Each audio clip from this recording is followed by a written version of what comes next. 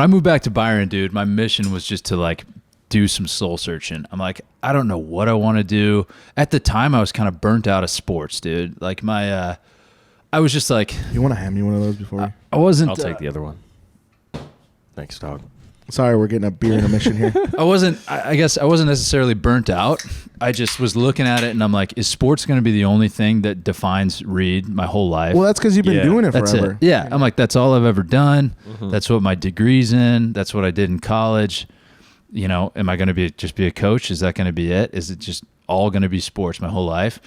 And I kind of had like an epiphany. I'm like, I got to do something else, man. Maybe I'll settle into, I can always come back to this. I've done enough with the sport of football and wrestling. Like I can always come back and be a coach. I don't have to do it right now. I got to see what else is out The there. backup, You've right? got The it. backup plan. Yeah, as my reserve, you know. And but I didn't know what the hell the next thing was going to be. I wanted to try. And so I just tried everything, man. Like in Byron, I took on like 5 different jobs at once. Did you really? Yeah, dude. I was bartending and waiting tables at what's the name of the restaurant? Which one? The Fifth old Alarm? Fifth Alarm. Or the new Fifth Alarm. It used to be Fifth Alarm. Yeah, but it's like Now it's like the pig. Oh, Arrow. Was it Arrow? Arrow Ale House. Arrow, yeah, Arrow. I was working at Arrow Ale House. I was You were bussing tables at the old. It used to be the Fifth Alarm, Gary. Did we go by it at all? Yeah, we did. It was the Deaf Pig now, the barbecue place. Okay, but okay, it used to be like It's a barbecue place now? Yeah, it's called the Deaf Pig. Sweet. Yeah, like same guy owns it, Matt. Yeah. Matt owns it. Yeah. But before it was like a fire station like theme. The Fifth Alarm was the best one. Yeah. The Fifth Alarm was sweet. Yeah, it was like all like firefighter themed out, And then it got all Really? airplane themed. yeah, and it was Arrow Ale House. Yeah, and that's when you were working there, Mhm. right, doing the bussing tables, and now it's like a barbecue place, but Okay. it's changed a little bit. Yeah. So you were there bussing tables and Dude, bussing so or wait Waiting. Oh, I you was were waiting waiting tables, dude. Damn. I did that. I delivered and cleaned out porta potties for Big John for the buyers. Buyers. That was a fun job. I worked at UPS. That's got to be fun though. UPS. It was interesting. It was all right. It was a good group of guys that I like worked with. But we were like just loading and unloading planes at the Rockford Airport. You weren't out there with like the red things, like bringing in the planes. No, someone else did that. I don't. It would have been bad if I tried to do that, dude. Drive an airplane like right into the building. But that was freezing, man. Just loading and unloading planes, doing that. And then coaching like the high school wrestling team. Yep. Really loved doing that. But it was totally volunteer. Like wasn't making any money. Yeah, for sure. So just tried a bunch of different stuff. Visited a buddy up in Alaska at the time, like to try and get some more world exposure and figure out what the hell else was out there. Saw a bunch of other friends that summer, like just trying to figure it out, man. And That's probably the first summer you've actually had. Yeah. in a long time. Through that whole thing, the Yeah. whole process. Yeah. Yeah. To really just clear your mind. Yeah, for Right. sure. Just trying to figure out like what the hell like interested me, you know, outside of sports. And what it all kind of kept circling back to was like my dad is my biggest role model, and him and I think the same way about a lot of stuff, and we're cut the same way. And he loved his career in the FBI, and I thought I might want to do something like that. And I thought the military would be a good place to start, you know. And the more I started thinking about the military, it just didn't seem like there was any downside to it. It's For it's sure. like I can do one contract, 3.5 years, and even if I hate, this was kind of my sales pitch to Tyler Bonches to push him to join later on. Yeah. But I'm like, dude, even if you hate every minute of the 3.5 years you're in and you're miserable and it sucks and drill sergeants are mean to you, You wanna and quit. blah, blah, blah, and you want to quit, you leave that experience as a veteran, and that alone opens so many doors for you down the road. Just that part of it. I'm not even talking about like all the benefits that come with it. The VA loan and whatever, disability compensation and the GI Bill and all this stuff. All that stuff is just the cherry on top. But you're a veteran, you're part of a huge organization that only 1% of the population does. You have this hiring preference for the rest of your life, like all these things. I didn't see any downside to it. Yeah. I'm in. Again, you're diving headfirst. Yeah. There it is again, dude. Well, and that was it, man. Is I was like, if I do this, if nothing else, it's a 3.5 year buffer, 3.5 more years where I'm getting paid and I'm doing something that I think I'll like to do, to figure out what's after that. Yeah. You know, so that's kind of the way I looked at it. And fortunately, Dad worked with a bunch of guys in the FBI that were prior military and everything, and could give me insight onto all their experiences on the enlisted side, on the officer side, in special operations, in the conventional Army, whatever it might be. Got to talk to a bunch of different guys and figure out the path I wanted to take was to join as an infantry officer is what I ended up wanting to do. Is that like a one that normal, like just everybody does, I guess? Because I hear infantry, and I think like that's like the main one. Infantry, right? Enlisted infantry is fairly easy to get into. You don't have to have a very high, like ASVAB score, like your technical and like the educational side of things. Really, to be infantry, you kind of just have to like have a clean record and pass a PT test, and be willing to like show up and work hard. Yeah. Doesn't take any like qualifications, you know. Okay. But on the officer side, you have to have a college degree to go in first. Okay. So you can go from a service academy, you can do ROTC, or you can do what I did, and you got to go through basic training as an enlisted guy, and then you go to the officer candidate school, and then you're an officer after that. So that's what I ended up doing. Started dating Hannah in 10 days before I left and went to basic training in Shout out, Hannah. January 2018. You asshole. I know, dude. I know. I was selfish. I'm like, hey, I'm about to leave, but I don't want this to end. Like, so you want to like stick with me through this? I'll call you in 6 weeks. Well, that was literally it, dude. Asked her out 10 days before I shipped out, and she didn't hear from me for like for 10 weeks. Oh my god, man. Dude. How was it when you walked into basic? Like you talked to some people, kind of got your feet a little wet, right?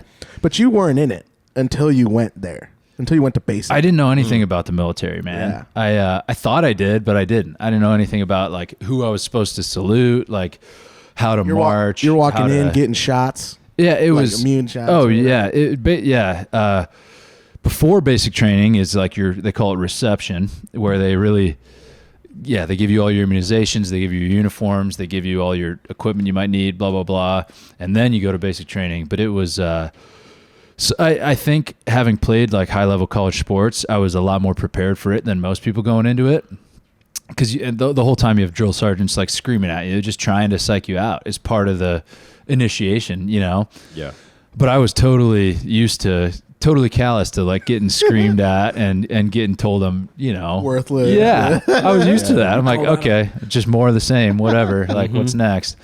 And, so got into that, and the same way I approached like Southern Illinois, I sought out the guys who I thought looked squared away, and I'm like, I'm gonna learn from you, dude. So like you going through those, you can apply it to anything. You can apply it to any like okay, apply it to anything. These 4 guys here are the guys that I need to like become friends with and know, like learn from them. Yeah, or else I'm not gonna be super successful. Yeah, yeah. I buddied up with a guy in basic training, this kid Schaefer, who went to the Virginia Military Institute and declined his commission afterwards or something somehow, and took a year off and traveled the globe and stuff, and then joined the military afterwards. But because he'd gone to that Virginia Military Institute, he knew all this stuff. So I'm like, you and me are going to be friends, and I'm going to learn everything I can from you. Yeah. Yes. So he got me up to speed, like leaps and bounds above the rest of our class, like right off the jump. So yeah, that's cool. You can apply that to anything, man. What walk us through like a day, like in basic training? Not I don't want to say the first day,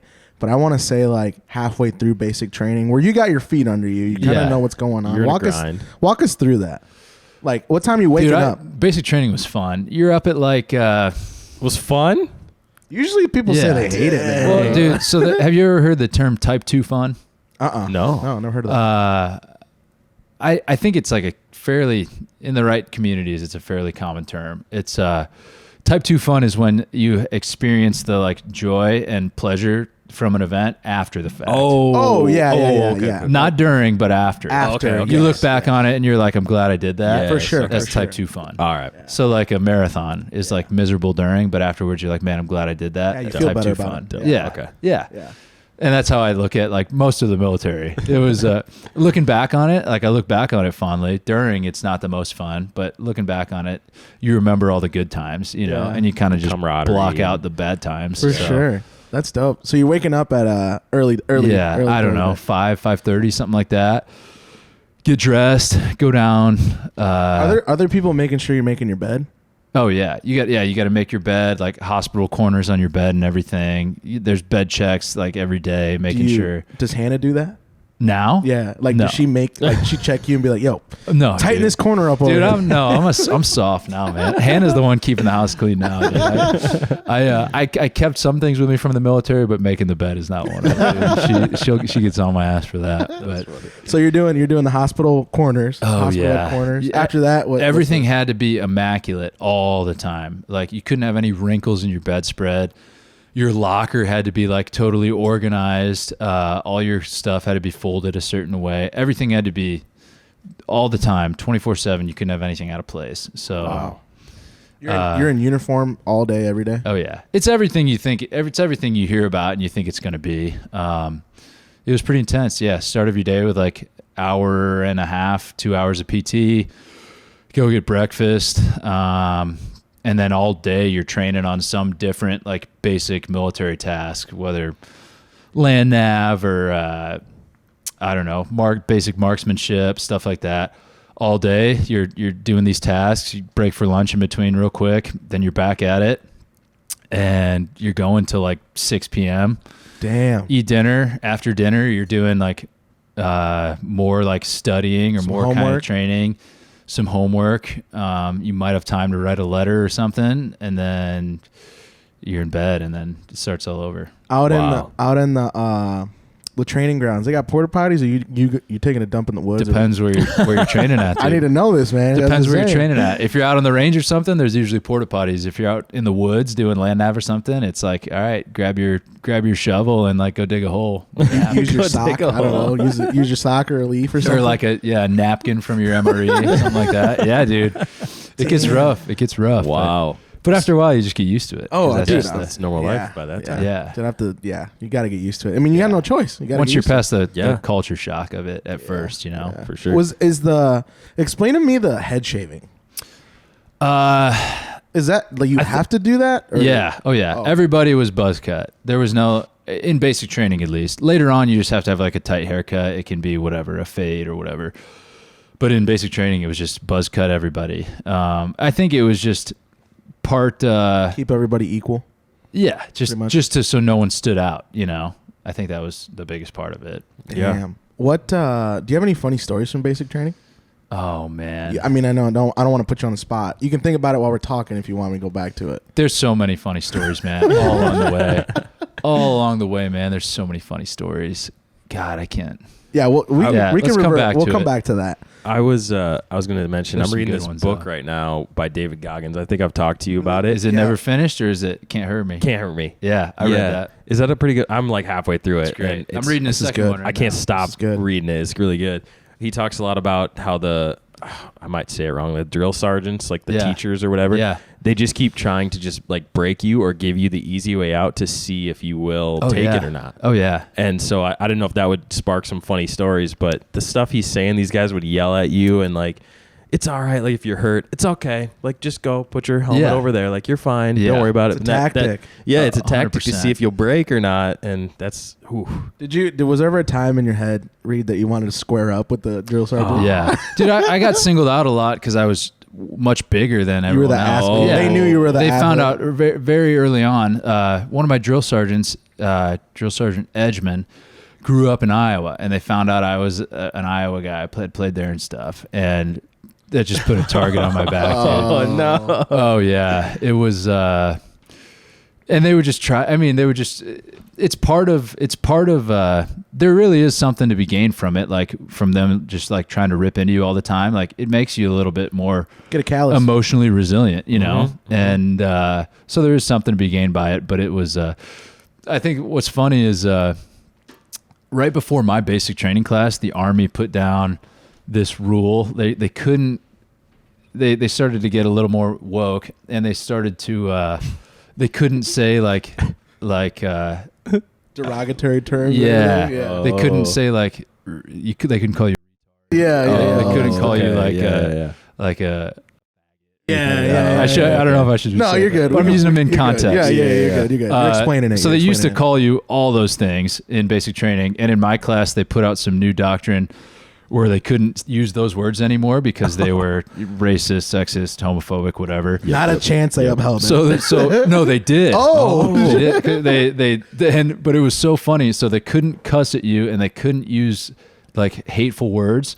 So they had to resort to calling you like middle school words. So they're like, "Hey, you big dumb moron!" Like, "Hey, you big butthead! Hey, come over here!" Like just dumb. Instead of like what they call you, they call you in like middle school. Hey, you big dork, get over here! Instead of saying like, "Hey, fucking idiot, you fucking asshole, get your ass over here," they would say, like, "Hey, you big dork, come here!" Like just completely not. And it made it even more funny because it's like, I know you want to just let loose on me, but you can't. But you got to call me like a butthead. Yeah, they literally called you like a so butthead. funny. Your tactic back to them should have been like, call me a fuckhead or call me an asshole. I know you want to. Do it. Call it back. They always called me. So you couldn't wear contacts in basic training. You had to wear like big dumb Army issued glasses.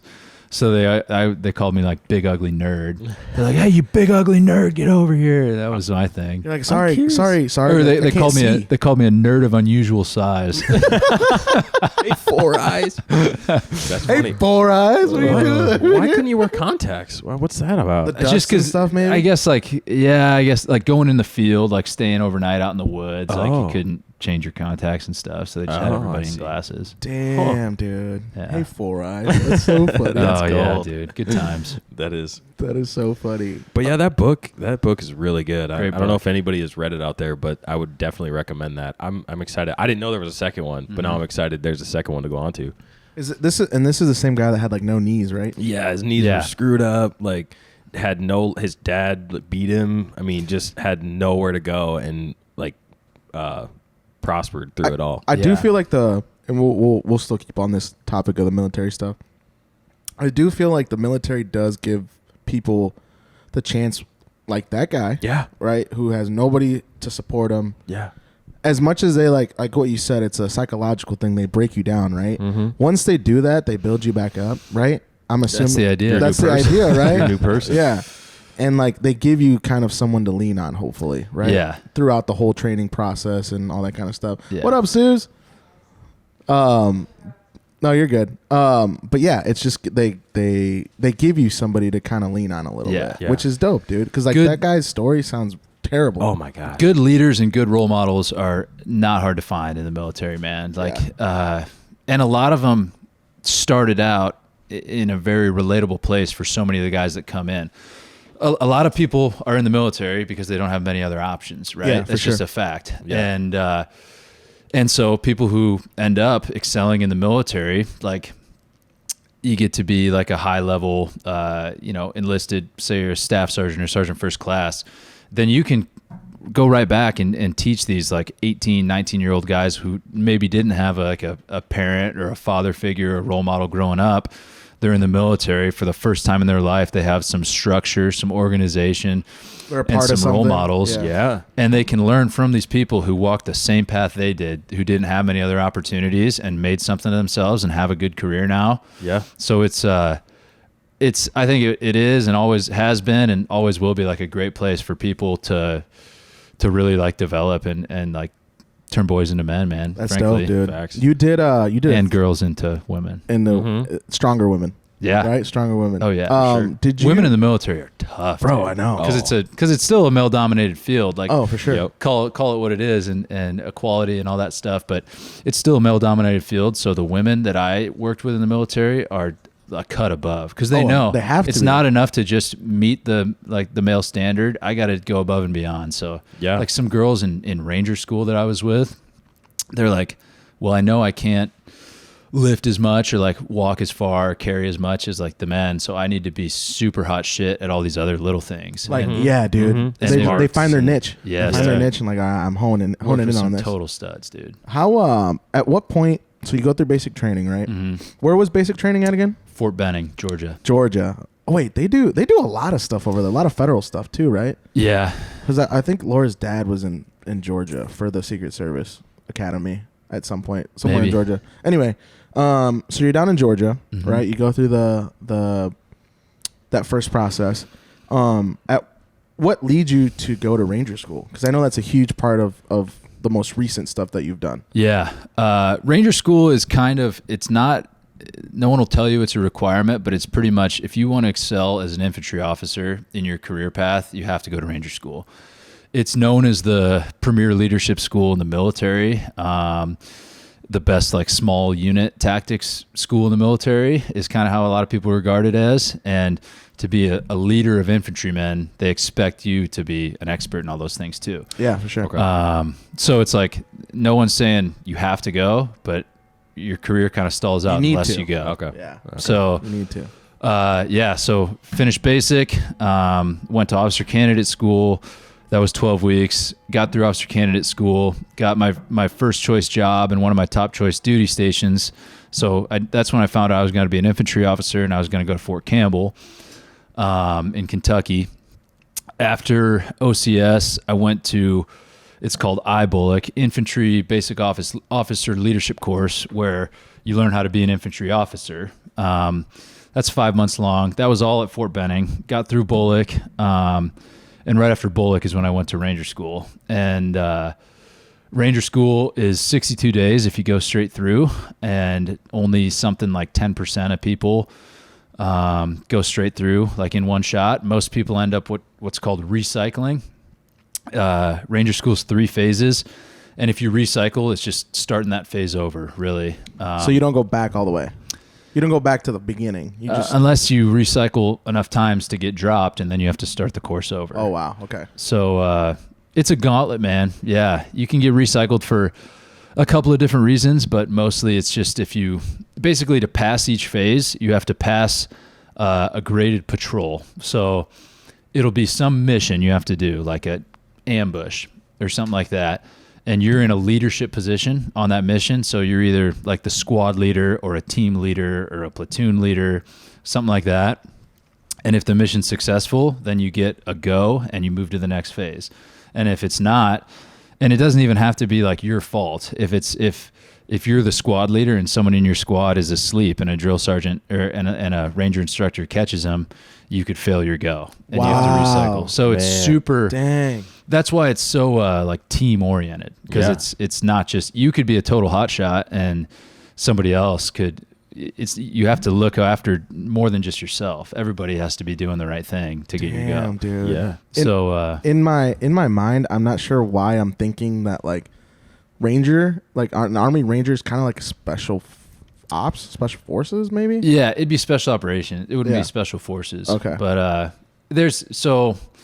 if you graduate from Ranger School, you're Ranger qualified, and that basically just means you're a quote unquote expert in small unit tactics. If you go to so afterwards you can go and join the Ranger Regiment, which is an all special operations unit, and the only way to stay in that past a certain rank is if you have graduated Ranger School. Gotcha. But you can do what I did too. You can graduate Ranger School and you can go serve in the conventional Army, where I went to the 101st Airborne. It's not a special operations unit. I just had graduated from that school. Gotcha. So I was Ranger qualified, but I was serving in a conventional unit. I wasn't serving in a special operations unit. Gotcha. So was that the stuff I saw maybe on Facebook or somewhere where you're like walking on like this beam? Yeah, like that's like a Ranger super School. high beam. Oh yeah. Walk us through that. What was that? Was it like a competition or what was that? Or was that just training? That was something different. Oh, okay. Oh yeah. What you saw was probably the competition, man. That was the last cool thing I did in the Army. For real. It was the last cool thing I did in the Army. Every year they do this competition. It's called the Best Ranger Competition. It's back down at Fort Benning. And they take 2-person teams from all the units in the whole in the whole Army, like teams from Germany, teams from Italy, teams so from worldwide. Fort Bragg, Fort Campbell, Damn. Fort Riley, Fort Lewis, all these teams from all across the Army. They take buddy teams from. The only prerequisite is that you have to have graduated from Ranger School.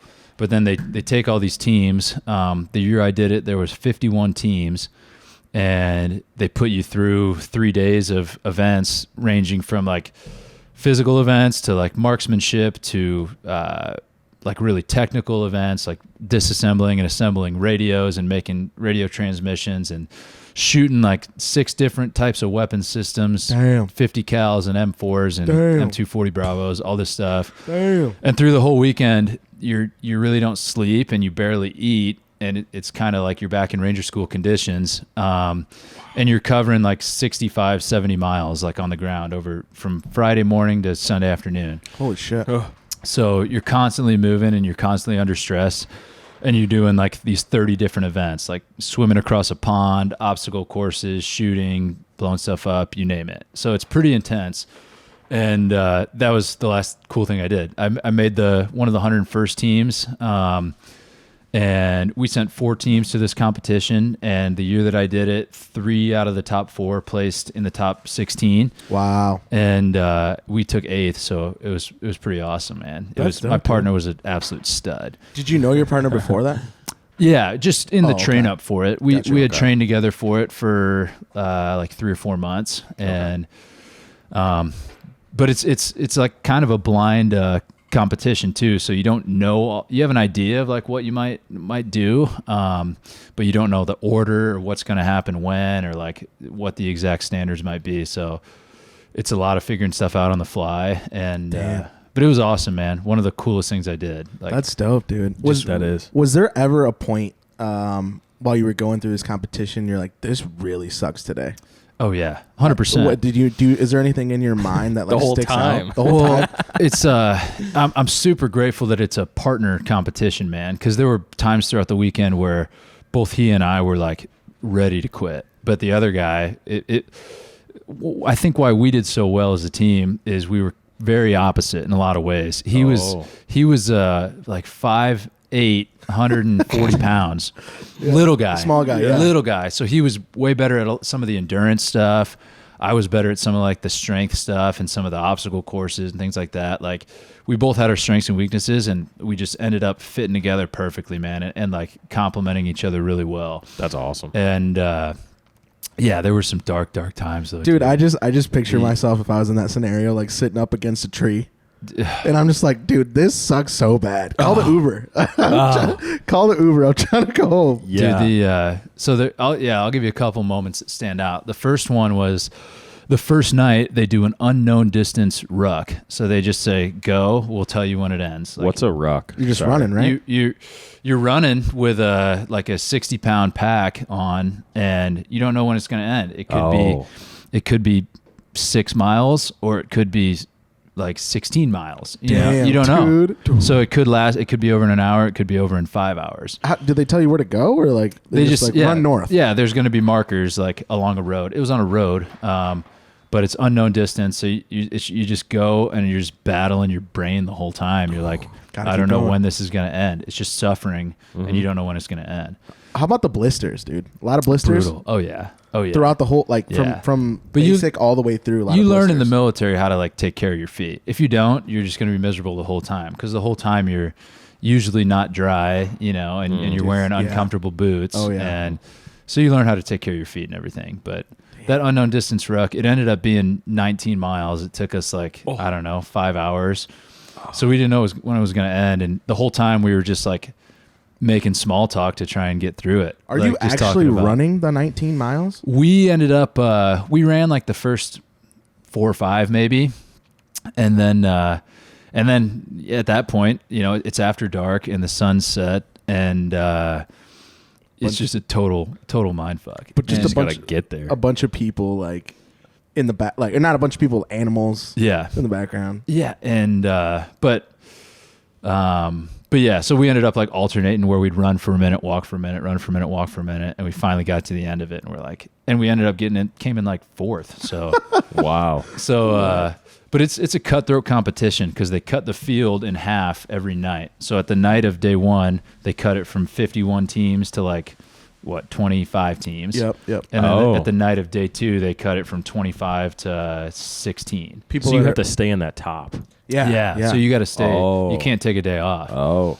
And yeah, so yeah, it was pretty awesome, man.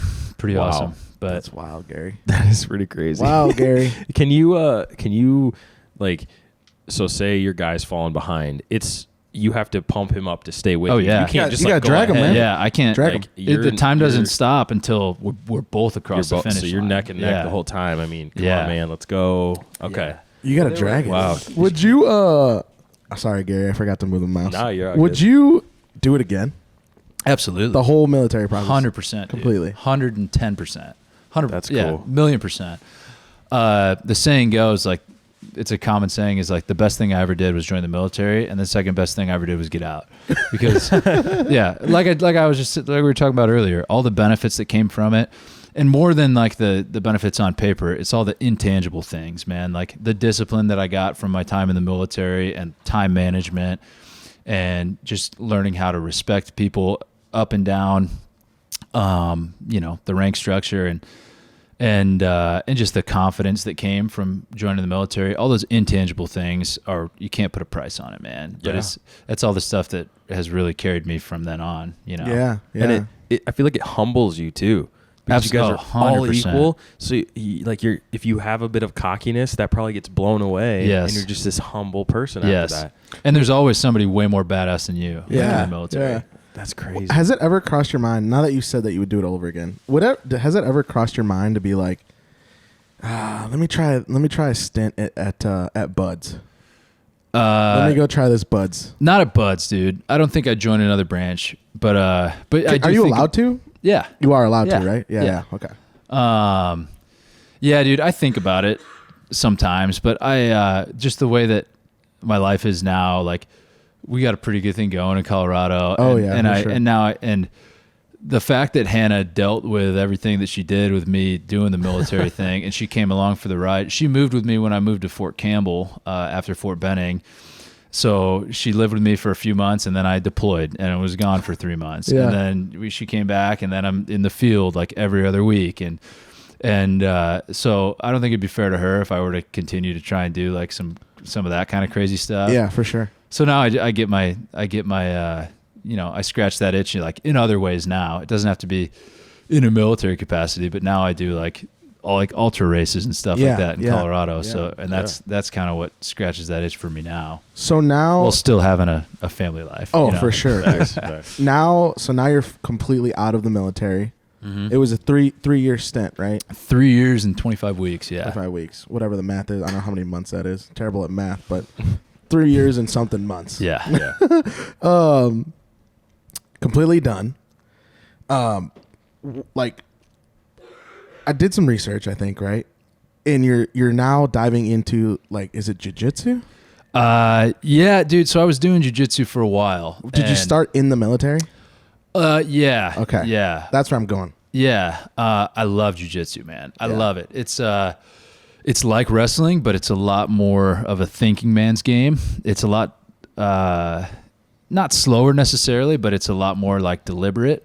You're not really out muscling anybody. It's all, I've been submitted a dozen times by like 150-pound guys. Like it's It's like a chess Is it match. more technical, Yes. would you say? Oh yeah. There's a ton of little, yeah, it's just a thinking man's game. It's just as much mental as it is physical, if not more so. But love it, man. Yeah. Started doing some competitions in that. How did that even come about? Couple in Tennessee and then one in, how did it come about? I just had the itch to compete still. And, I think so you know what? So I watch a lot of like wrestling on Flow Wrestling. I'll tell you So do exactly I. how it came Yeah, about. I watch a lot of that too. Flow also has like a Flow grappling channel, which is all jiu-jitsu. They got to flow everything. Yeah. Everything. Yeah. Track, whatever you want. Right. So I was watching the Flow grappling, and I saw this just giant man, just manhandling dudes at a jiu-jitsu tournament. And I click on, I'm just like going down an Instagram rabbit hole, and I click on the name of this guy who's just manhandling all these guys at this jiu-jitsu tournament. And his name's Bruno Reagan. And he played college football at Vanderbilt. As I'm creeping on him, I'm figuring all this stuff out. He played college football at Vanderbilt. He was a high-level like judo guy growing up as a kid, and then kind of transitioned to jiu-jitsu later in life after college football, after his like short stint playing in the XFL. He came back. He opened up a judo and jiu-jitsu school in Clarksville, Tennessee, where Fort Campbell's at. Nice. So I like cold DM this dude out of the blue on Instagram, and I'm like, hey, I see you have like a little judo and jiu-jitsu school. Trying to be nonchalant. I'm like a little. Yeah. I'm like a little school. I'm like knowing what he was. I'm like, hey, you and I have a lot in common. I played college football too, and I'm trying to like get back into jiu-jitsu. You want to train together sometime? He's like, yeah, come down to the school. And Bruno is the man. Like we're good friends now, but he's a year or two younger than me actually. But he's competing at a really high level in jiu-jitsu, going to world championships and stuff. Wow. And was another huge guy. Bruno is still at his football playing weight. He's like 315 maybe. But he's good. He's a tank, but he's nimble, dude. And he moves around really well. And the judo and stuff, he's really graceful. And it translates well to jiu-jitsu, and he just dices people up in jiu-jitsu. Damn. At one point, he was the pound for pound #1 ranked blue belt in the world. So, oh wow, so pretty good training partner to have, like right in your backyard. Oh, so, for sure, dude. So we had some really, really good rolls, man. And he kicked the crap out of me a lot, and I kicked the crap out of him sometimes. And so when I got out of the military, I wanted to keep training, and I asked for a recommendation, and he told me there's this Easton Training Center in Denver that has trained a lot of really, really good heavyweights in the past. What's his name? Shane Carwin, Frank Mir, like these UFC guys. Oh, yeah, for sure. Had all trained here. A ton of the best in the UFC right now all train in and around Denver. Wow. Like Drew Dober is a Easton jiu-jitsu guy, trains under Elliot Marshall as his jiu-jitsu coach, and that's the guy who I got in with as soon as I got out to Denver, so started training with them, and was doing that a lot, was training for like 5 hours a day at a time. Were you working at the time? Yeah. You still working and training? Yeah. And I was but I was literally going like 4 or 5 hours a day training jiu-jitsu, and was competing when I could, and yeah, really enjoyed doing that. And then then ultimately I lost a bet to do this 50-mile race. Oh my God. And so I had to give up jiu-jitsu for a little while I just didn't have the time in the day to train jiu-jitsu for 4 hours and get in like 50, 60, 70 miles a week running to train for this ultra. Oh my goodness. So I shelved jiu-jitsu, and then I started just running all the time. Oh my With goodness. the plan to come back to jiu-jitsu. And I haven't come back to it yet because then we had the house thing happen, but we'll get into that too. We're going to get in that. We have now officially entered the Colorado segment. There we go. Of the podcast. Took a minute. There's been a few things. Before we dive fully into the Colorado segment, is it uncomfortable to do jiu-jitsu? What do they call those suits? gi. Is it hard to wrestle in a gi? Yeah, it's totally different than doing. I feel like it's thick cloth, dude. Yeah. You have gi and you have no gi. And yigi. I like no gi a lot more. I like no gi a lot more because it's a lot like wrestling. You can still kind of slick your way out of like certain bad positions. No gi, a smaller guy can totally like slow you down and like paralyze you just by grabbing onto like your gi lapels and stuff like that. Oh. Like you can grab onto their sleeves and everything. You can grab onto their ankles. Is that a form of tying up? Yeah. Like you just can grabbing them by the collar? You can get like the same ties you could in like wrestling or something, but instead you have something to hold on to. Oh, so you like, really got the movement. If someone, it's really good if you want to try and like sweep somebody, trip somebody, something like that. Yeah. But on the defensive side of things, like You can't. If someone's holding on to me, I can't take a shot because then they just have a handle on me still. You know, you can't slip right by something like you could without a gi with no handles. For sure.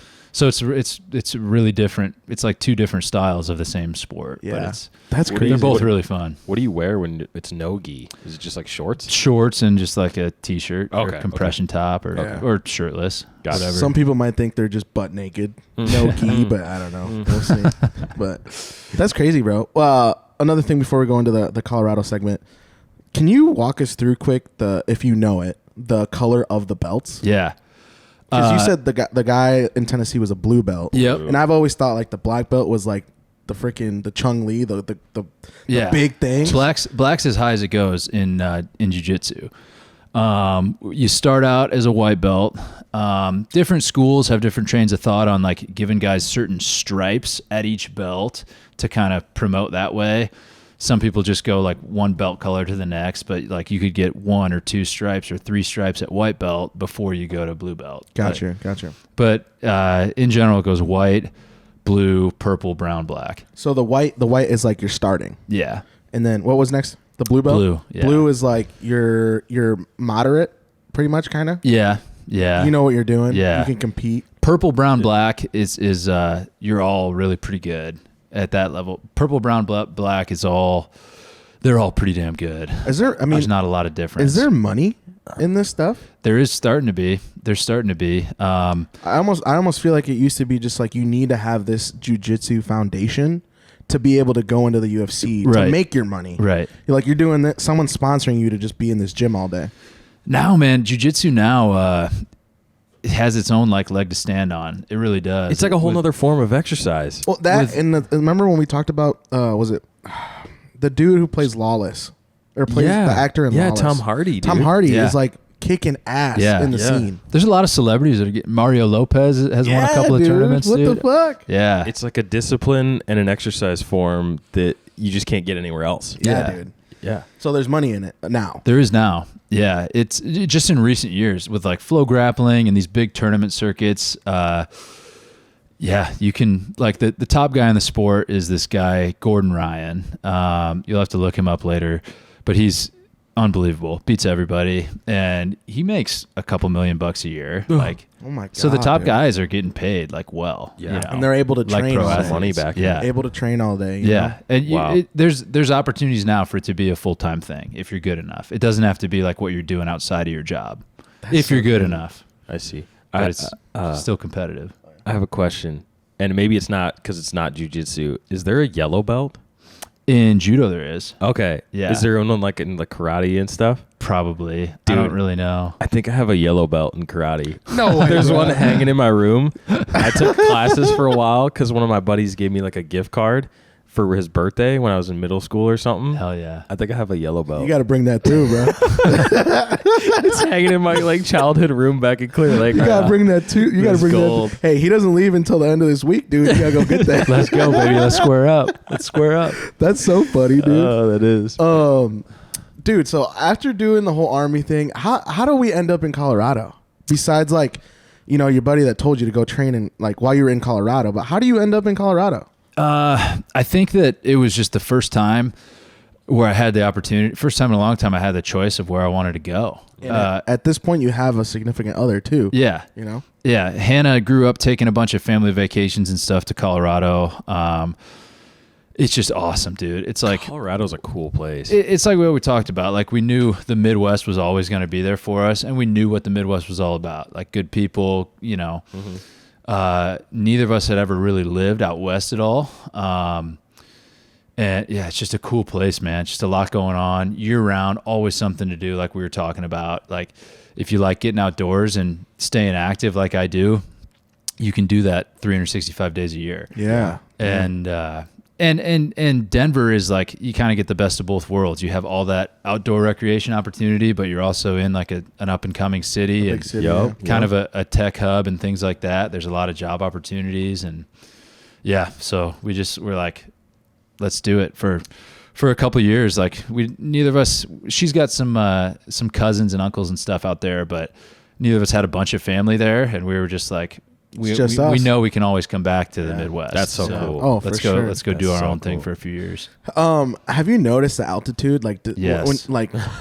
Yeah. Walk me through that. Walk me through the altitude, and like, is it helping you with your training? Oh yeah. If you had to come run here, Yes, dude. I love coming back to Iowa and running because I run so much faster. I feel like the fastest kid alive, dude. dude. They do a huge run. It's called, I think it's like Sailorville Dam Run or something like that, where they run It's the dam to downtown. That's what they do. Ooh. Sailorville Dam, which is in Ankeny, I think, or Polk City or something like that. They run from there all the way to downtown. Yeah. And like, maybe you'll do it someday. I don't know. I did. So when I moved out there, I was doing, because of the military, I had gotten into running, dude. Like, made a full 180 as far as like the type of athlete that I dropped a lot of weight. Yeah. Dropped a lot of weight. I'm feeling lean, and it's fun for me because it's like, it was a whole new opportunity where I'm like, all right, I've been the strong guy before. Now let's see how fast I can get.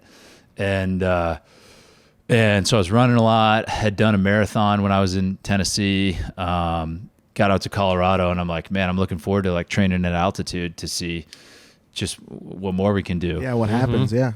And got out there, and I would run, let's say like a typical like 5 mile run in Tennessee. I'd knock that out at like maybe a 7:30 per mile pace, like, and feel pretty good. Wasn't really pushing it.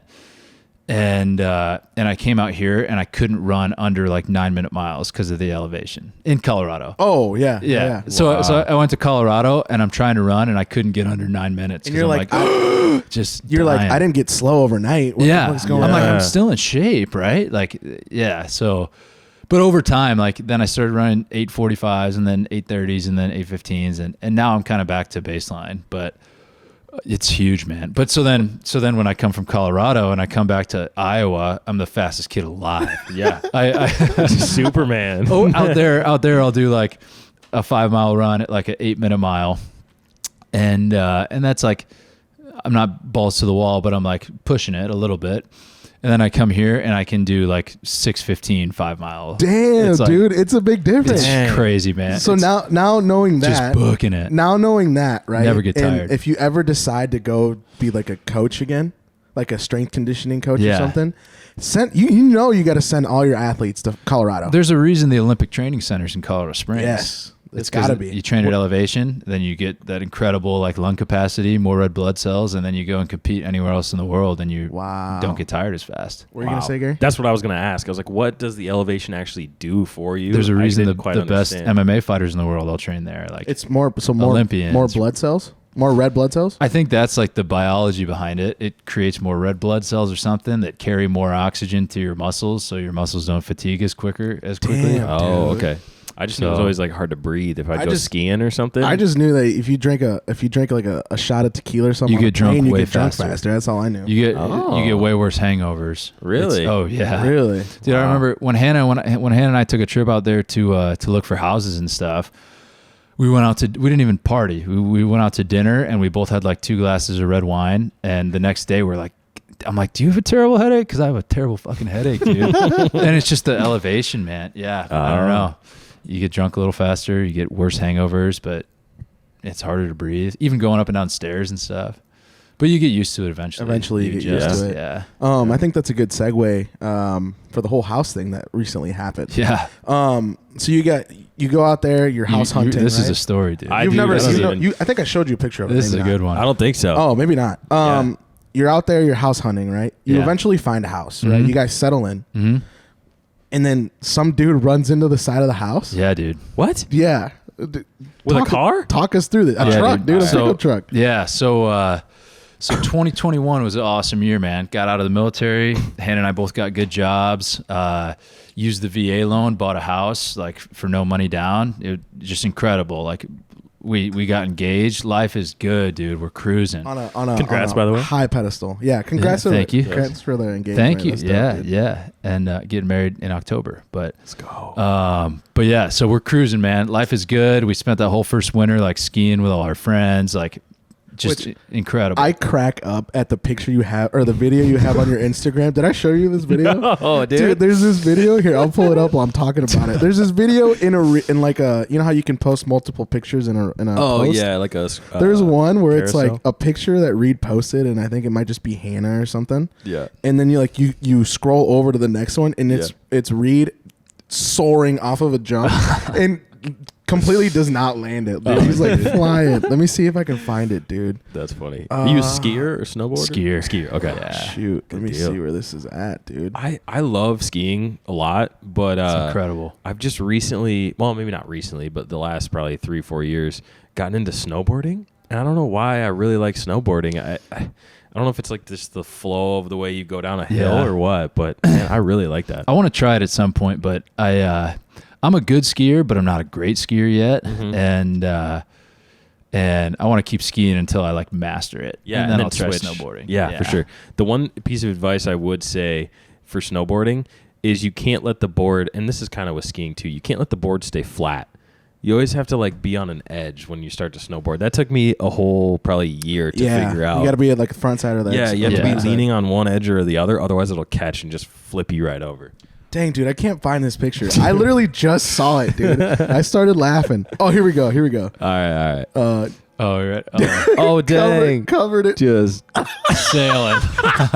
Let me see it again. Dude, it's so funny. that's gold. Hold on, here we go. Covered in ice, dude. Beard and everything. Yeah. Nostrils covered Just in ice. love Look it, at him. Look at him launch, I'll have to put that in the video. dude. It's. I so have to funny. put that in. I think that's why I like skiing, man, is because at the end, most of the time you're not really gonna really mess yourself up because most of the time you're landing in snow. You know? Yep. So you can be really ballsy. And What did That's you? awesome. Did you think you were gonna land that? No, dude, I don't know. You were pretty high up. That in was the air, dude. well, and the best part about skiing in Colorado is like usually you bring like some shooters to drink on the lift Oh, too, yeah. and like Yep, you yep. kind of Yep. progressively get your buzz on a little more throughout the day. It's just a great way to spend the day. Yeah. Were you And like, hey, so babe. that was literally like the last run of the day one day, and I'm like, You're torqued at that. I think point. I'm ready for a 360, dude, and and just watch this. it didn't work out, shit. dude. That's gold. All right, so we got sidetracked. Let's go. Let's go back. good sidetrack. Let's go. Yeah, it's a great sidetrack. Let's go back to the house, right? Yeah. Yeah. So, dude runs into the side of the house. Walk us through that. Like, So- the whole thing. July 24th of this year, Hannah and I had just gone to bed. It's like 11:30 at night.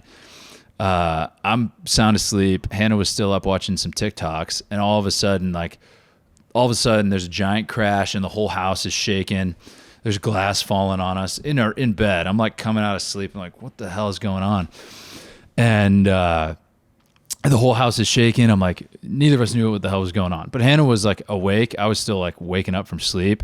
So Hannah was the first person to kind of ran out in the hallway and figure out what happened. She runs back in the bedroom as I'm like getting dressed, and she's like, "There's someone in the house. There's someone in the house. There's someone in the house." You're like, ooh, are you strapped up at this point? Not yet. No. dang. But I was like, but it instantly turned my like switch. I'm like, like, there's someone in the house. Okay, awake. Boom. Yeah. And so I started like peeking around the corners, and then it wasn't too long. I look in the front room of the house, and there's the front of a F-350 like in the front room of my house. And you're like, what the fuck? And I'm just looking at. I'm truck. like, what? You couldn't believe it. We were both kind of in shock. Am I think. dreaming? Yeah. And, but I was coherent enough. I'm like, all right, call 911. So Hannah's like hyperventilating. She kept it together just long enough until I could like wake up, and then she started losing her mind. And, so Hannah's like hyperventilating, and I'm like, call 911. So she calls them, and I run out of the house cause I'm like, there's a driver in that car. So I run out of the house, I run over the driver's side, and the guy's just sitting there, driver's seat like this, like slumped over, unconscious, and he's like blood dripping down the front of him. And I thought he was dead. I'm like, Really? His airbag didn't go off, and the windshield was like spider web, like cracked. Like smoked his head on the windshield. The steering wheel is like bent like this from his chest, and he wasn't moving at all, and he was totally slumped. And I'm like, well, that's a dead guy. Oh my God. So before I did anything, so I just saw that. I ran back inside, and I'm like, Hannah, tell 911 to bring an ambulance when they come. I didn't want to tell her like what I saw, but I'm like, just tell them bring an ambulance. Yeah. And then I run back out, and I give the guy a little sternum rub like this to kind of wake him up, and his eyes start like flickering a little bit, and I'm like, okay, he's not dead. And I'm trying to talk to him like, I'm like, can you hear me? Can you hear me? What's your name? Blah blah blah. At this point, are you like, dude, you just ran to the side of my house? Or are you more not like, yet. I gotta help this guy? Yeah, my first priority was to like help him, you know, and later on I wanted to murder the guy. But, Yeah, for sure. but yeah, so my first priority was to see if he's okay. And right after I got him like conscious and waking up and stuff, the cops showed up. They must have been like right around the corner. So then they took over, and I went to go like take care of Hannah, and before too long we figured out like the situation. This cop came and told us, he's like, yeah, that jackass, like he's lucky to be alive. We're taking him to the hospital right now, but we could smell the booze on him, and he's got a long rap sheet. It's his 4th DUI. Oh, damn. Oh, my 4. God. Yeah. Oh my God, dude. So then I'm like, I went from, okay, I had some sympathy, because at the first you're like, who knows? Maybe he had a heart attack when he was behind the wheel, like driving the house. Yeah. Mm-hmm. But they told us that, and I'm like, all right, fuck that guy. I'm going to square up right now. Yeah. With the guy. Dang. So then I'm like, well, he almost killed us, and he's just a drunk asshole. And, but yeah, so, I mean, if we would have moved into that front bedroom the year before, we both would have been dead. Did you think about that too? Like moving into that room before, probably? Yeah, we considered all the bedrooms, you know, like when we were looking at the house. Or like if years down the road, like if Hannah and I had kids and we were still in that house, that would be a kid's bedroom. Yeah. You know? Oh my God. So, dude, you got to hit a house really fast and hard. So the police report came out, and there were 2 eyewitnesses in the apartment complex across the street that saw the whole thing.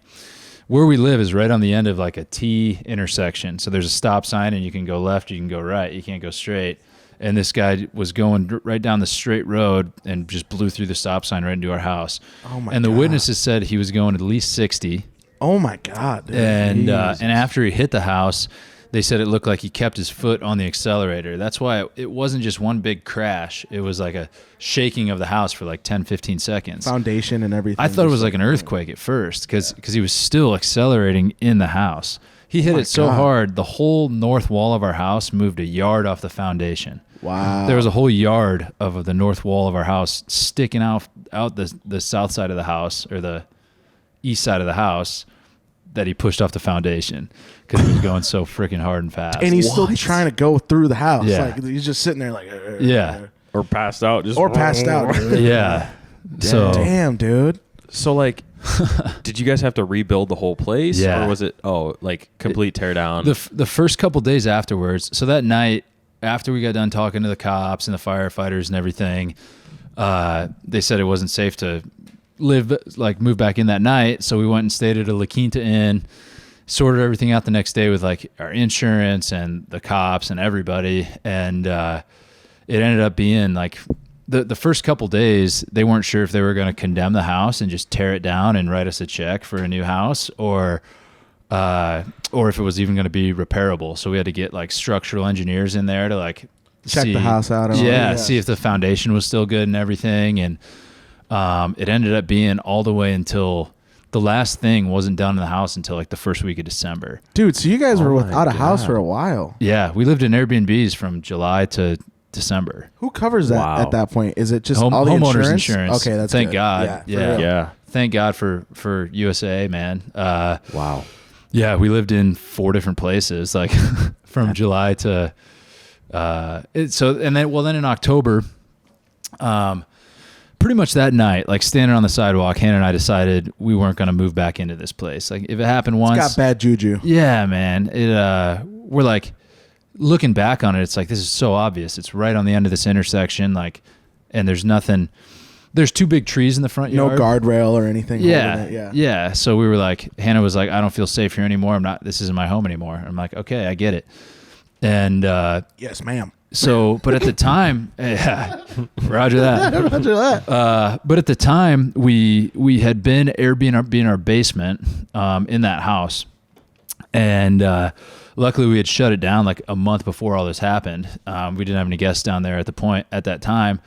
But we had been Airbnb in our basement from like December to July or so, and it was going great, man. Like they were paying our mortgage, where the renters in the basement were, and we were living up top, and basically living for free with this basement Airbnb.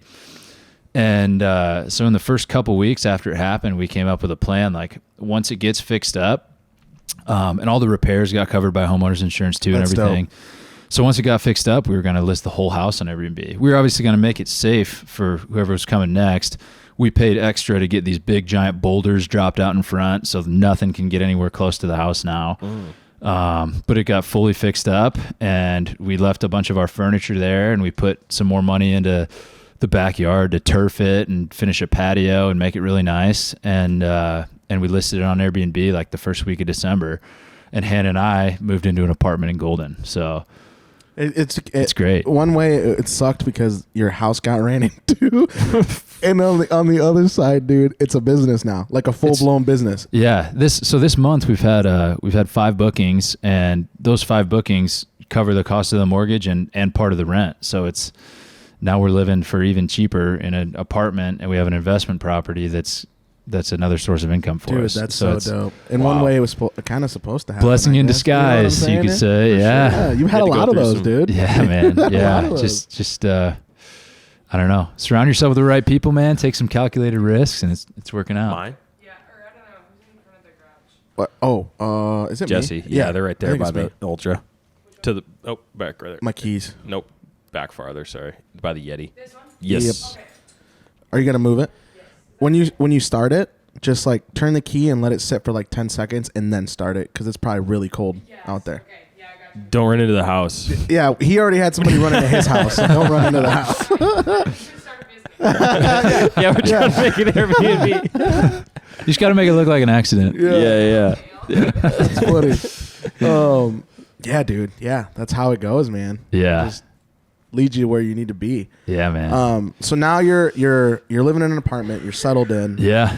Hannah's. What does she do for a job? Hannah is an academic advisor for astronomy and physics majors at Damn. CU Boulder. Oh, so she's smart. It's kind of, she is absolutely. I don't want to dig my own grave here, but it's kind of funny because like she didn't major in astronomy and physics or anything. Oh, She was a communications major at Iowa, and now she's advising all these students who like are going to do NASA internships after college, literal rocket scientists. Damn. So Wow. she laughs about it too. She's like, yeah, these guys are like a million times smarter than me, but they need help with their classes and stuff. So that's where I come in. that's wild, dude. Let's dive in a little bit of that, and then we'll head towards the end here. You met Hannah your freshman year Yeah. at Iowa. Yeah. Curved you, Yes, dude. and then Rightfully so. now, rightfully so. To you, an athlete, freshman year, he talked. He was drinking and stuff. You know. I was a bit of a dog. When did you? So you said you started dating before you went to the military, Yeah. right? Which Yeah. was what year was that? 2018. 2018. Fast forward. You proposed 2021. Mm-hmm. Was that in Colorado when you proposed?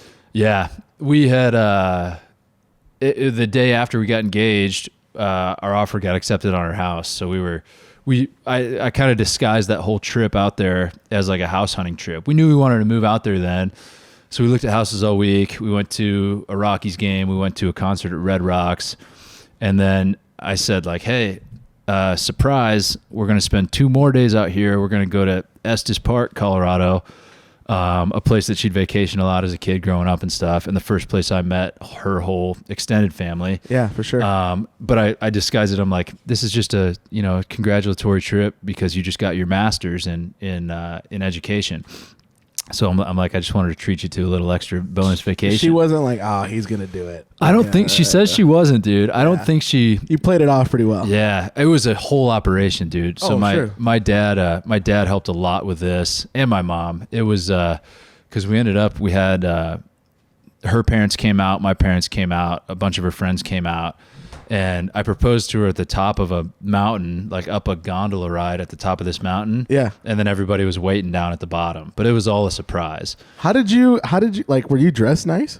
Yeah. How did you play that out? Dude, hey, we're getting was, on this ride. Yeah. You're dressed I up know. in a button-up shirt. Yeah. Oh, yeah. So that was I was super concerned about that, and she was skeptical, but I was like, well, we're going to dinner right after. Like, we might not have time. I wanted to look nice. Yeah. I'm like, I don't want to go back by the Airbnb like before we have to go to dinner. So just wear what you're wearing to dinner now.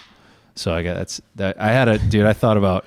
Thank God for the military training. May have helped out a little bit because we thought about me and my dad, like we're just talking back and forth the strategy, everything that could go wrong. We had a plan for like, how to get past it, and it ended up working out, dude. Like, so you get her up there.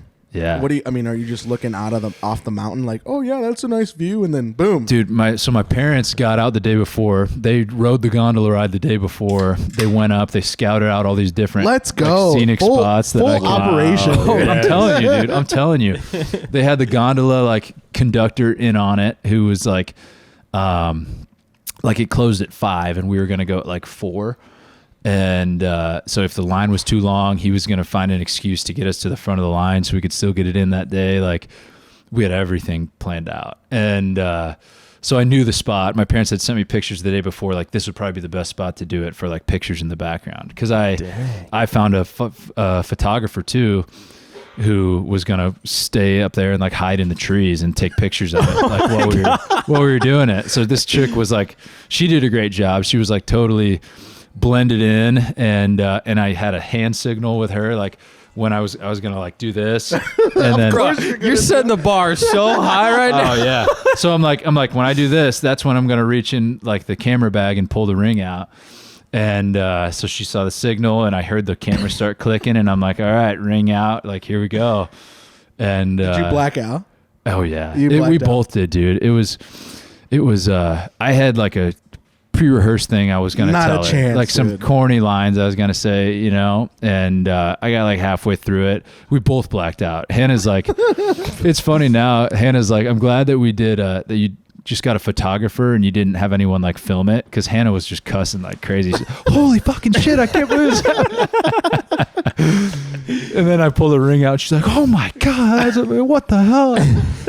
Yeah, so it was but it was freaking awesome, man. And then yeah, so we got all the pictures like in the moment, and then rode the gondola down, and everybody like close to her and my parents were all waiting at the bottom, and went to a brewery, went to a nice dinner. Like it was awesome, dude. And that's where the wedding's at. Oh, so at the brewery, awesome. It's in the same town. It's in Estes Park. Got you. Different, that's dope, different dude. venue. But the logistics to get a bunch of family members together, so hard. And it was on like. So Hannah had a family reunion coming up like a month after that, and I thought that that's when she would expect it, like all around her whole family. Yeah. So I'm like, no, pump fake. We're gonna do it. Yeah. Get her up when the scent. It's just us, and she's not expecting her whole family to be out there because they're going out a month later. So yeah, shout out to Hannah's parents and her friends for everybody came to Colorado like on 10 days notice. I'm like, this is the best time to do it. It's in 10 days. Can you make it? And they all came. So wow, that's dope, dude. That's really cool. That is so awesome. sick. Damn, dude. Colorado's been treating you pretty well, though. It's been great, man. It's been great. Made a lot of good friends. A lot of Hannah's friends and a couple of my friends, like, were all also like in transition times in their life and made the move out too. So we have a really good core group of friends we all hang out with. Like, I think that's the best too. Like here in Des Moines, that's why I moved back, dude. Like, a lot of my core friends are here. Yeah, 100%. And I think it just makes everything a little bit easier. Yeah, to just your friends. I mean, I live with my friends, and yeah, it's a good place to be, dude. When you have those people around you, for sure. Oh yeah, I've noticed it crazy with me coming here with just support group. I mean, just for sure, dude. Nothing but good stuff happening here. I love it. Yeah. Is there an ounce of you that's just itching to try to get onto the Buffs team, like in their training and like in their coaching staff or something? Oh, dude. Well, now with Coach O'Boyle on the O-line coach there, I was texting him this morning. I'm like, when are we gonna link up, man? I gotta see you again. And now that you're out here, I live 20 minutes away, and it's exciting, man. They're probably the most talked about team in college football right now. Deion Sanders taking that head coaching job, prime time, dude. I feel like. All right, he was at a HBCU, right? Yeah, Jackson State. Stud in the NFL, stud at Florida State. Yeah, turn that program around. Jackson State I think he won 2 division titles. the SWAC title twice. I know they had an undefeated regular season this past year. Yeah, if I'm and not I think mistaken. I think they lost in like a bowl game that they had or something like that. Yeah. Dude, I've been watching the so like one of his sons does like his social media stuff. Yeah. Dude, and there's like an aura in the University of Colorado. Oh, like, yeah. Like he's like, yo, I'm coming here and I'm coming here to fuck shit up. Oh yeah, my and God. his opening like meeting with the team We and the coming. press Yeah. conference. Yeah. I'm coming. I'm coming. I'm not hard to find. Like Yeah. I'm bringing my luggage. Yeah, I'm bringing my luggage. it's Louis. Yeah, it's Louis. As a D1, put yourself back in your D1 hat, right? Yeah. And Deion Sanders comes in, right? And like, let's use you, right? You're already hitting with adversity. You're not starting. He comes in and he goes, "Yo, I'm bringing about 10 starters, and it's Louis. and they're starting." Yeah. What would go through your head already hitting adversity at Iowa?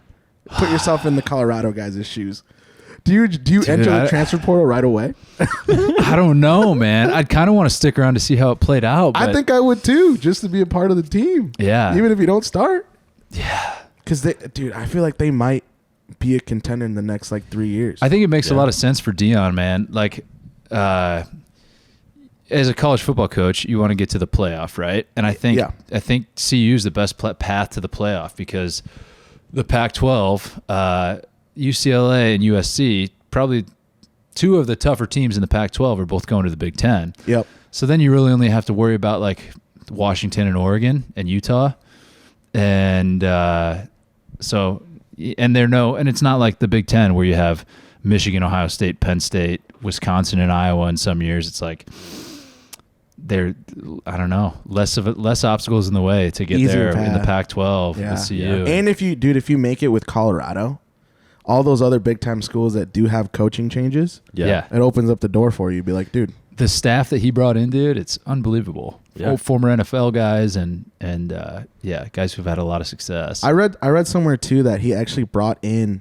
a coach from a competing school in the SWAC that like he played against, but had like absolute respect for the coach.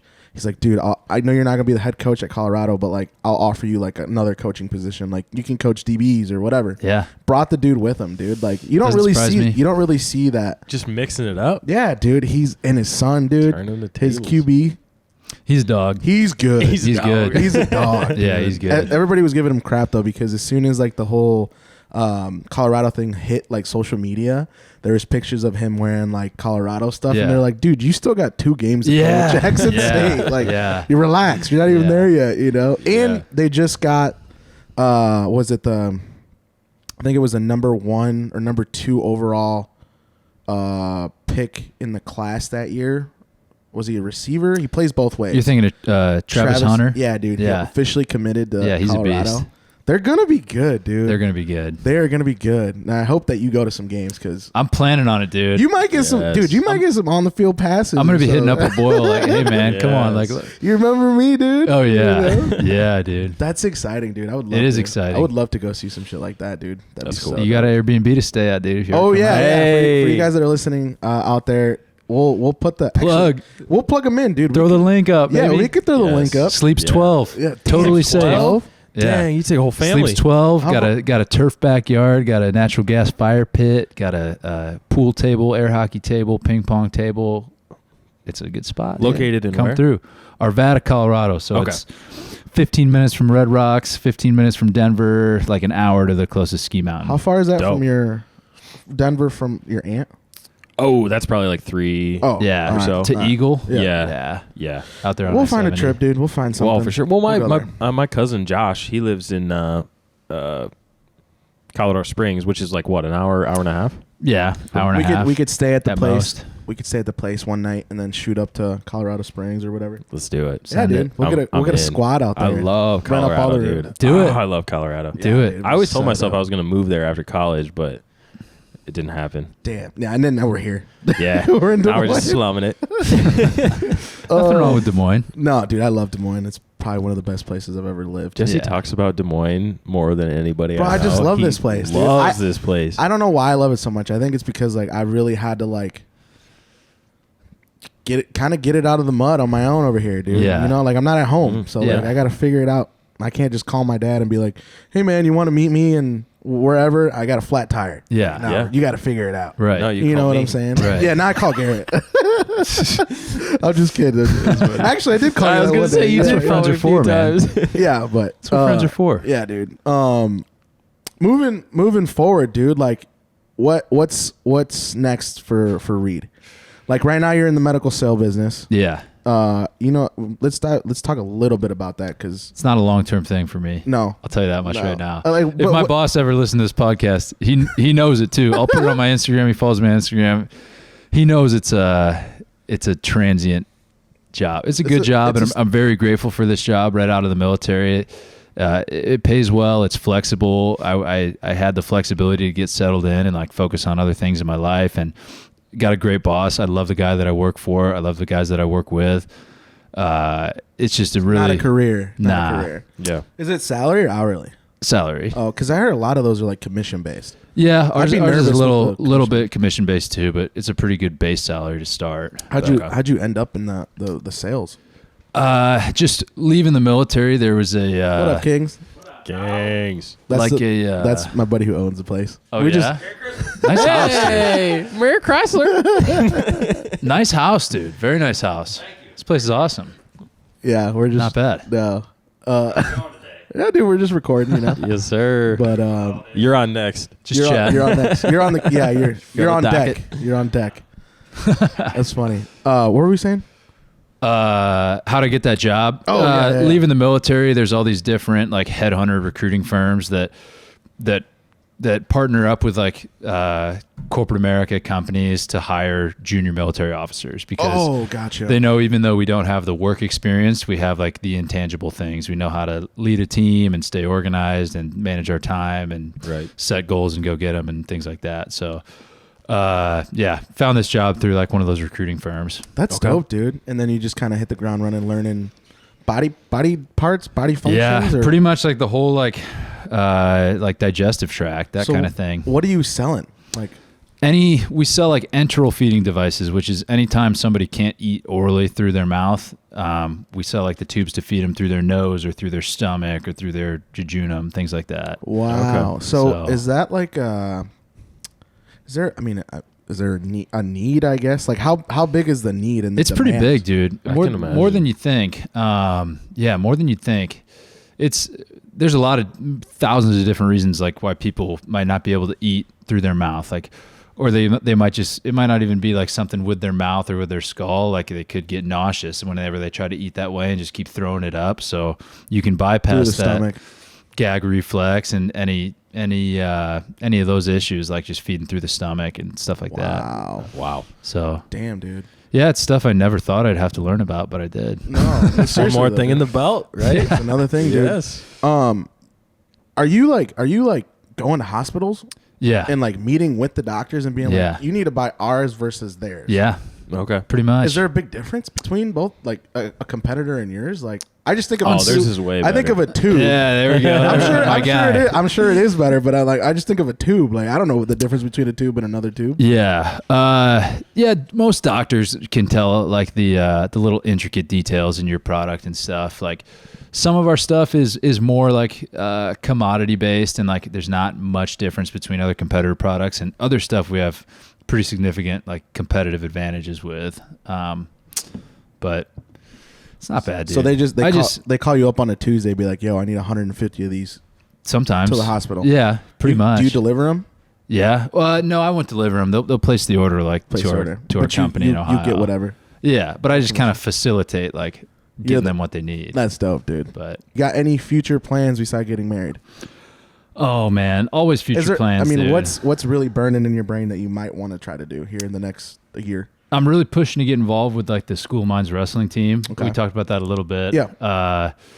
The coaches there, I've met with all of them, and it's kind of in the works to get me brought in there to kind of help coach up their heavyweights. Both the coaches, the head coach wrestled 125 in college, and the other main assistant wrestled like 133, 141. So they don't really have a coach for Heavyweight. big guys. Yeah.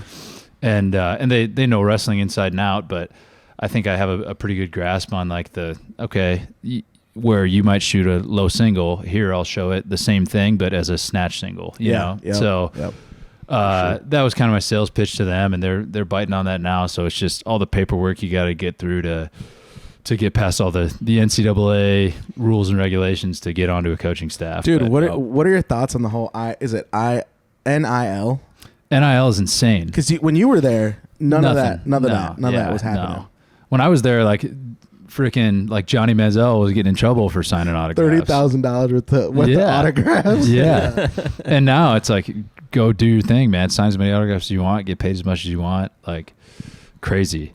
I don't know, man. I think it's cool. I think it's entertaining to watch. Do you think it takes away from the dog, like the dog inside of people, because they're already making money? Yeah, probably to some degree. Yeah.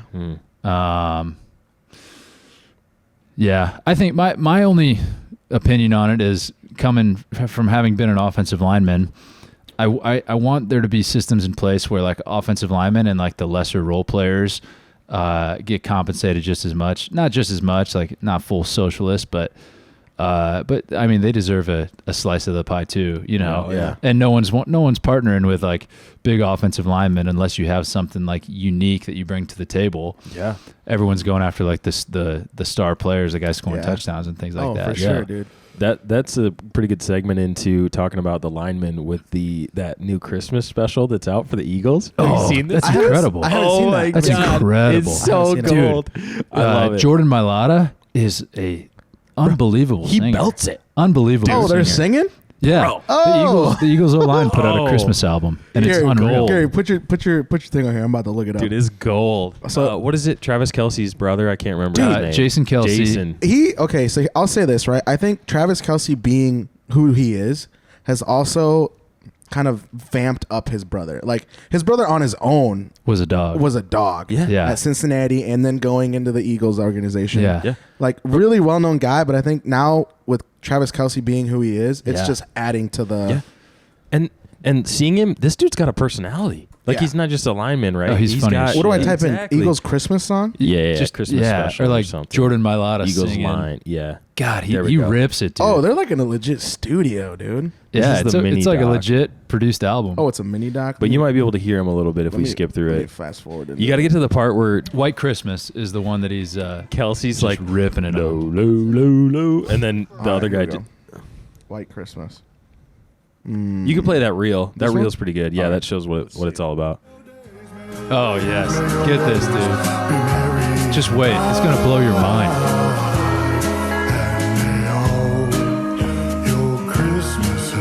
Here it comes.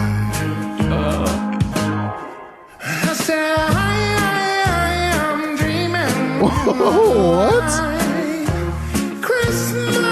It's insane. Hey, that's a grown ass man, dude. That's a big boy. That's a grown ass man. That's got to be the most talented human on the planet. Yeah.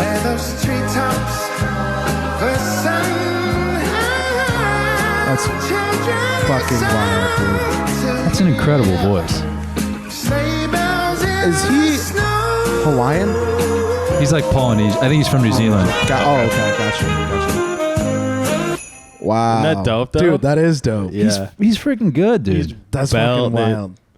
I said, Yeah, that's wild, dude. That is fucking wild. Oh, that's gold. I know we talked about it, and we'll wrap it up here.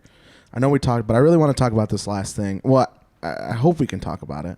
It's your future plans for a company. Yeah. Do you want to talk about that, or is We that can touch on it a little or bit. is it still under? It's under still the it's still wraps? definitely very early stage. I don't want to talk about it if someone's gonna steal it.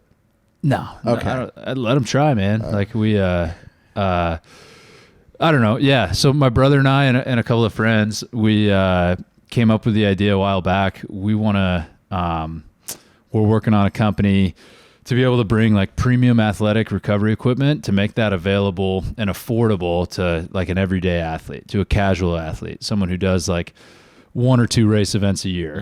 It doesn't make sense for them to pay $900 for Normatec compression recovery boots.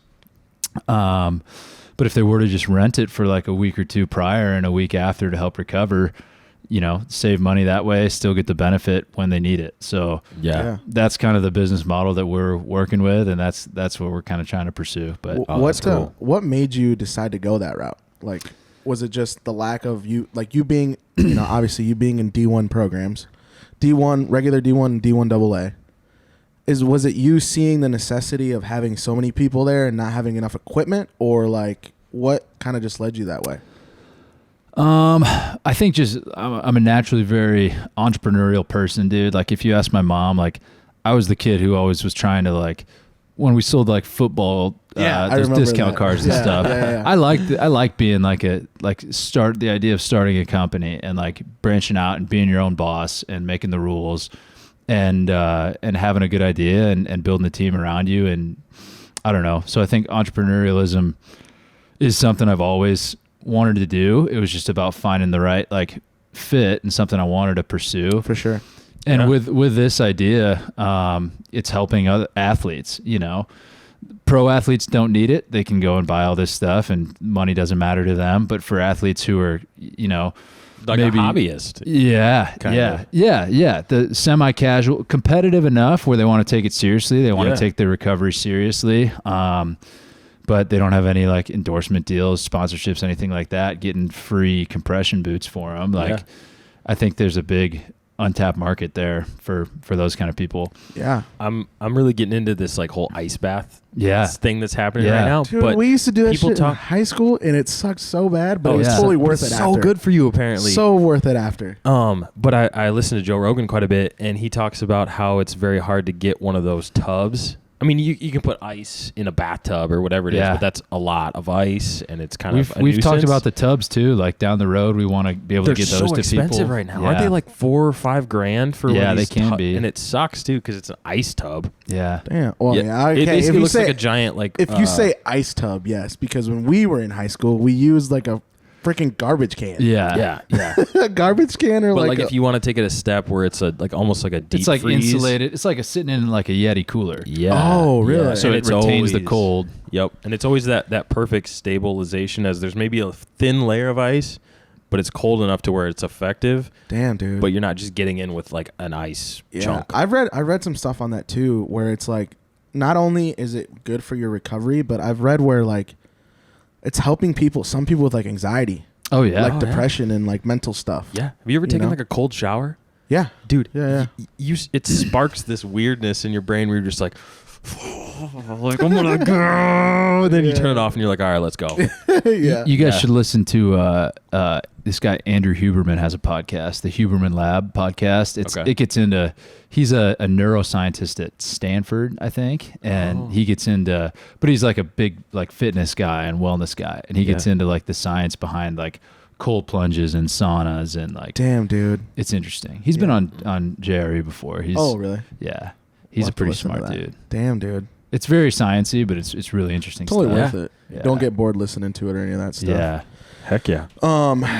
We've reached the end of our list. Yeah, we've been talking for a while. Couple of minutes here. Probably 3 hours maybe. Definitely split it into two. Yeah. Gary, is there anything on your mind? Yeah. So I just wanted to say right quick before this, maybe you're not like in this stage yet, but if by chance there is anybody watching, is there anything that somebody could do to help you guys grow in what you're trying to do? We're definitely looking for event opportunities and investors. In addition to bringing it to individual consumers, like just the guy on his own who's running a couple of trail races a year and wants the boots. Yeah.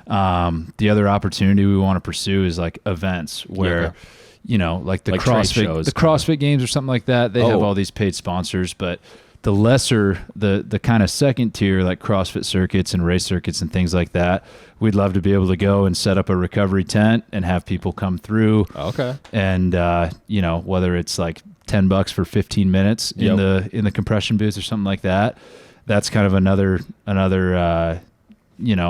way that we see this thing going is like going to events and setting up recovery stations at these events and letting people come through and do them there. So that's so dope. We're trying to get in touch right now and put feelers out with a bunch of different event organizers and event directors. Yeah. And then also when we take it to the individual consumers, we want to keep our own inventory. So we're eventually going to need some capital to buy all this equipment up front. Yeah. Okay. And So yeah, if anyone's interested in partnering on some kind of investment, we can talk about all the details later. But Yeah. if anyone's sitting on a bunch of cash and wants to get on a business with some really, really good dudes who won't screw you over, Is there any social media you guys have out there right now that people could kind of follow? We got an Instagram page. Okay. That's it, dude. And you want people? You want to shout it out? yeah, we can shout it out, dude. Might as well. You can shout out Yeah. yours too, so people get some followers. It's shit. I don't need any followers. I don't post anything that exciting.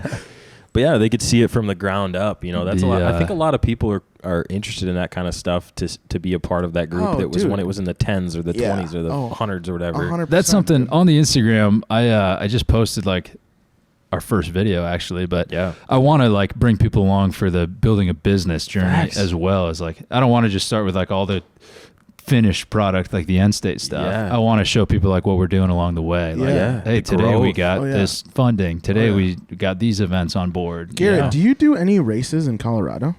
No. You mean like dirt track stuff? or like anywhere near Colorado? Well, there might be a few. I don't have anything that I do right now, but they might be looking at certain In the things. future? Yeah, Maybe we'll have to- Oklahoma. I don't even know what's close. We'll have to- There's a big Nebraska stuff, Oklahoma stuff that we're doing, but We'll have to plug you guys together if he's ever around there. Because yeah, besides doing like the racing stuff, Gary's got his own like production company where he does yeah, pictures, videos, and if like for the little Instagram reel, highlights, yeah. little sizzlers, like yeah, cool dude, stuff like we'll have that. to plug you guys in, Yeah, get some dude. content out Heck there. yeah. For the No people. doubt. That'd be sick. If we come to Colorado, oh, for sure. dude. you know we're making something Yeah, cool. I'll even hold like a GoPro video or something. There you go. Hell yeah, I'll do dude. something, dude. Hell yeah, give me in on it. Yeah. Let's do it. What's the name of the Instagram? It's B2L. 2 is in the number 2. B2L Recovery. What's the Back to Life Recovery Solutions. Oh shit! Oh, that's the name dope. of the That's company. dope, dude. That's dope. That's dope. So I don't have anything else, Gary. You got anything else? I don't know. I think it's time for Jesse. What's We'll end it with this one. Oh, We'll this end is- it. this Yeah, is we'll the end out. banger, dude. Zach or not this Zach. is Reid gold. loves Zach I Bryan. love Zach Bryan. Hannah can tell you I love that. the video to this too. Yeah, dude. So we'll end it with this song. It'll be fine by dust cloud, I'm telling you. Have you seen this video? Oh yeah, Dude. I'm obsessed, dude. Multiple sunsets and ridiculous, dude. Crazy. For those that you are were sent in too. yeah. For those that are listening and watching, thank you for listening to the Not Your Average podcast. Reid, thank you for taking That the was time. fun, man. Thank I know you're here visiting Good family. catching but up, man. Thank you Yeah. for spending the time, dude, and talking to me and Garrett about what you've been doing the last couple. Yeah, man. It's been a while. We had a lot to catch up on. Yeah, dude. Got anything else, Gary? That's it, buddy. That was fun. Thank you Cool. very much. Yeah. Thank you guys. Let's do it. Right.